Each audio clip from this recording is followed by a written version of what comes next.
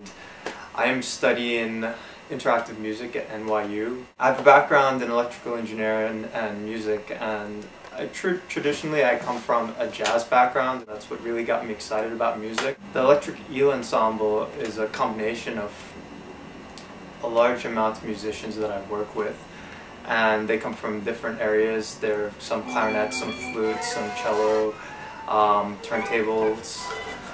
And these are all people that I've worked with in the past, and they come from different ensembles that I've played with. But for this ensemble, I've formed them like Voltron to produce this massive ensemble, which I'm very excited about because it's a lot of people who traditionally wouldn't talk to each other.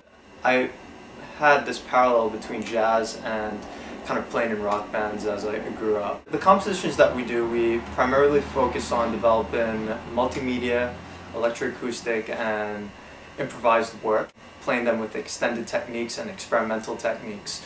So a lot of what the ensemble does is that, we'll kind of use non-traditional ways of playing an instrument, kind of, whistle tones on a flute or bone on the other side of the bridge, or sometimes, our percussionist, his audition was pretty much, he didn't bring his percussion with him, so what I ended up doing is walking down the hallway and finding whatever I could find, and I found paper cups, I found some paper, and I found an old clock.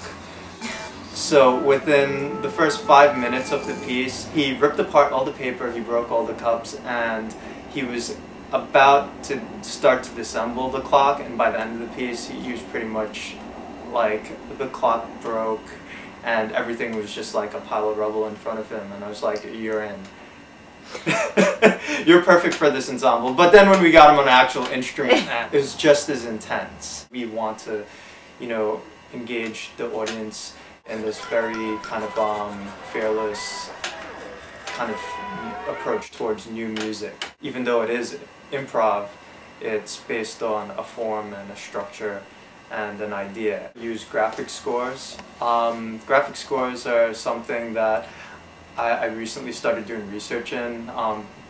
Composers like Ligeti and Earl Brown, and these are kind of people from, I think, the 50s, 60s that are just started diving into like improv techniques and ways of developing this kind of idea of the open work, which a performer can then interpret things. So sometimes they would just put notes on a sheet of paper and not notate time, so then that the performer will have an approach towards time, or they would use things such as the graphic score where the performer will have to interpret that.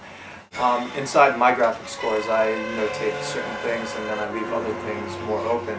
So there's a similarity and there's a way of playing the piece, but the way you improvise on the piece is kind of up to the individual, but there's always like this unifying kind of concept of the way to approach assembling the work. Inspiration for the ensemble comes from a lot of different people.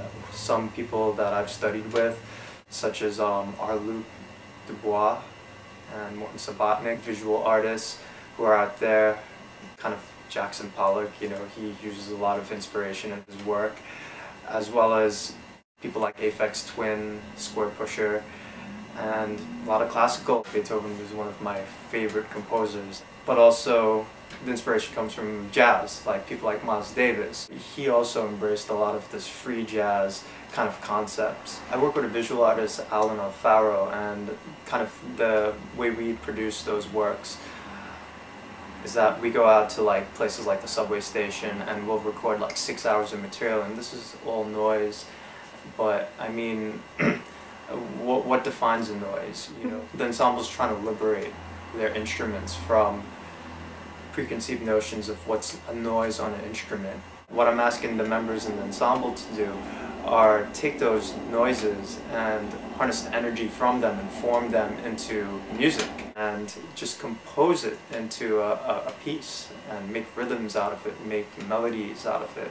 You start to hear music within everyday lives. It's about everyday art, it's about everyday experiences. What this ensemble is doing currently is finding those new sounds, and then in the future we're going to develop those sounds.